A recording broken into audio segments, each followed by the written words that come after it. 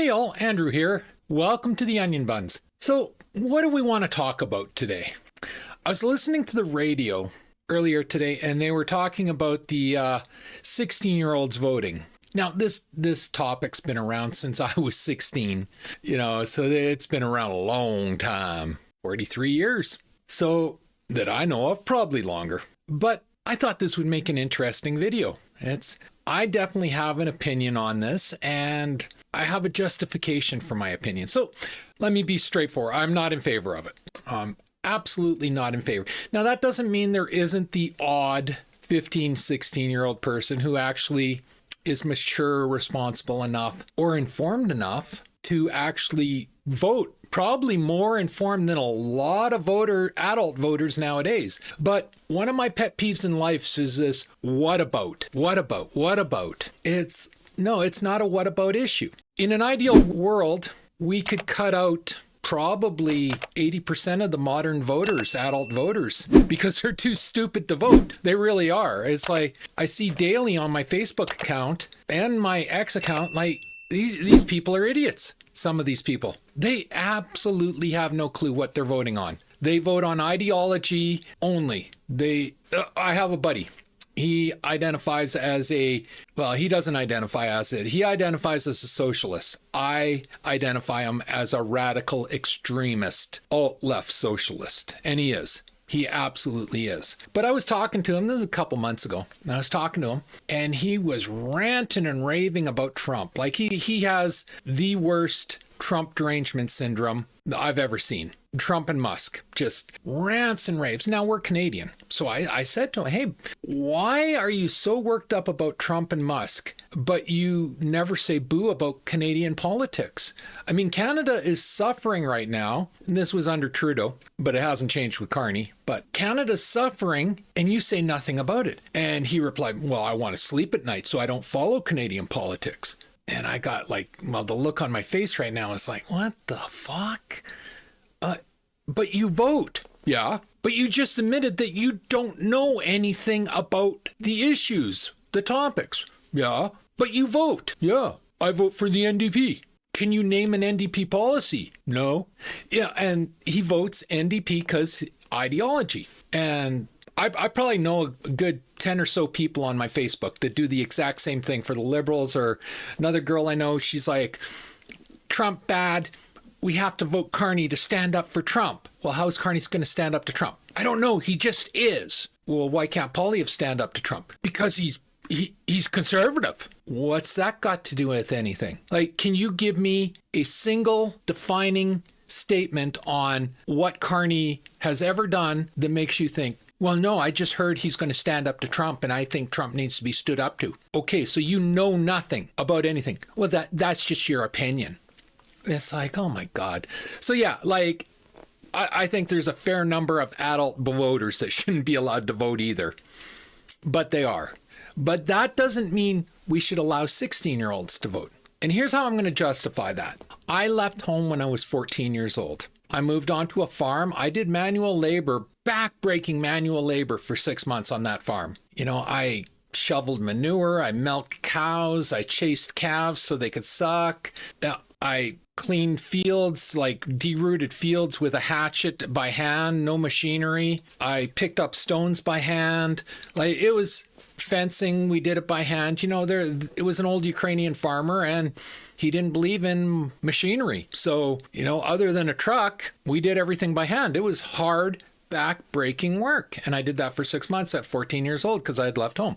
Then I returned home, and a year later I left again at age 15 and a half because, I'm not going to get into that. And I moved to Edmonton, and I worked. I went to school. I became a professional male model, and all that at 15 and 16 years old. Now, back then, I called myself a very mature teenager, and obviously I was, because I had a lot of responsibilities that I had to do. So back then, I always said I should be allowed to vote. And I believed it. I believed it in my heart. I believed it. By the time I was 30, I realized how full of shit I really was. There was absolutely no way I should have been allowed to vote.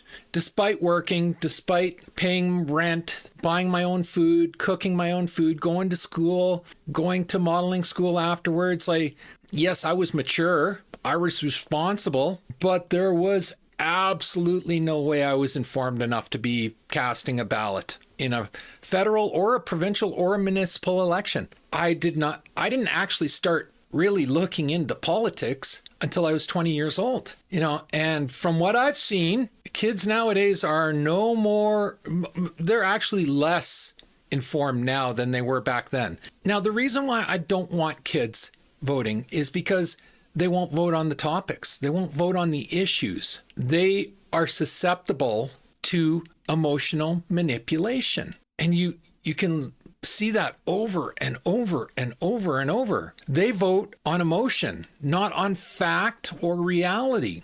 It's like in a different video, I was telling a story of, about the socialist people I know. And they're like, socialism's grand. And I'm like, no, it's not. The theory of socialism is grand. It really is. You ever read the theory of socialism, it's a utopia. But the theory is not the reality. And the reality of socialism is Venezuela, where you work 80 hours and you still line up in a food line hoping to get a meal that day.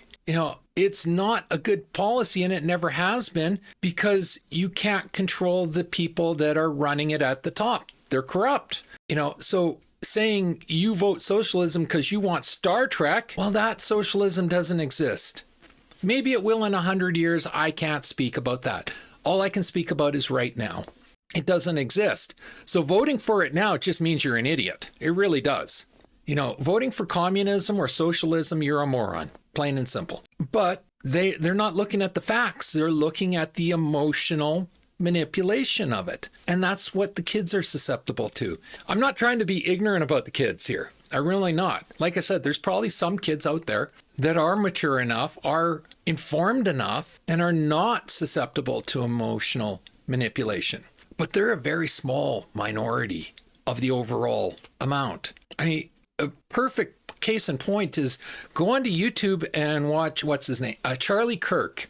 He's a Republican that travels around to universities, and he challenges these indoctrinated university students who are all left-wing lunatics to make their case. And then he tears apart their case because he's actually really, really, really well informed. You must have a fantastic memory to remember all this crap, but go watch his videos and just listen to what these kids, and these are in many cases 18, 19, 20-year-old kids, and what they're saying, and it's clear they don't understand the issues. They don't understand the policies. They have been emotionally manipulated into following an ideology. It's like this was a few years ago on Facebook.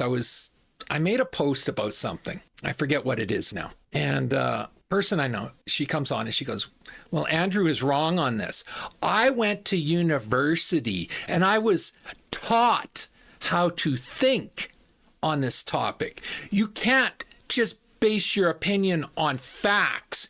You have to think of how it emotionally affects the other party. And I'm like, are you bleeping kidding me? You are talking about indoctrination. You have been indoctrinated. Facts are the only thing that matters. How somebody feels does not matter. There's lots of policies I support that do not benefit me, but they are the right policies anyway. So how I feel about those policies should bear no weight whatsoever in the discussion. All that should matter is the facts and the realities of that discussion, of that policy. But according to her, the facts need to take a back seat, and how somebody feels, it's ridiculous. And that's the modern day. And unfortunately, that's what kids learn in school nowadays. You hear it time and time again talking to kids, or at least I do.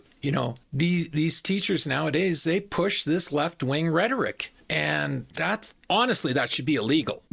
And I don't blame the kids for this. They have no control over this. I blame the teachers in the education system. We should be hiring better teachers. We should be monitoring better teachers.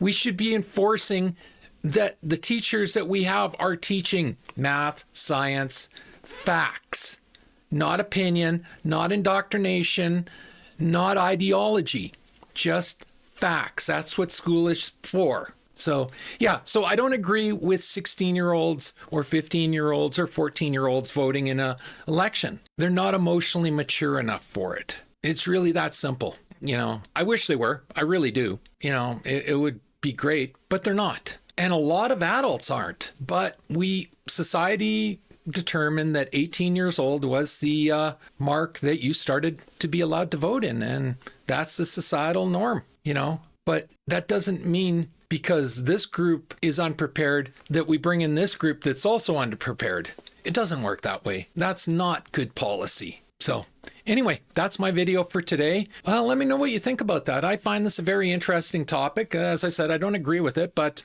I find it interesting. So come into the comment section and give me your take. If you like this video, leave a like, a subscribe, and a share. I'm trying to grow my channel, and a like, a subscribe, and a share does me wonders. And I do appreciate anyone that does like, subscribe, or share my videos. I really do. Thank you very much. If you don't like the video, leave a dislike. Always feel free to leave a comment. Like I said, I encourage you to come into my YouTube channel and leave a comment. Let's have a discussion about this. I would love for that to start happening. And as always, pew, pew, pew, and shit. Thanks for watching. Bye.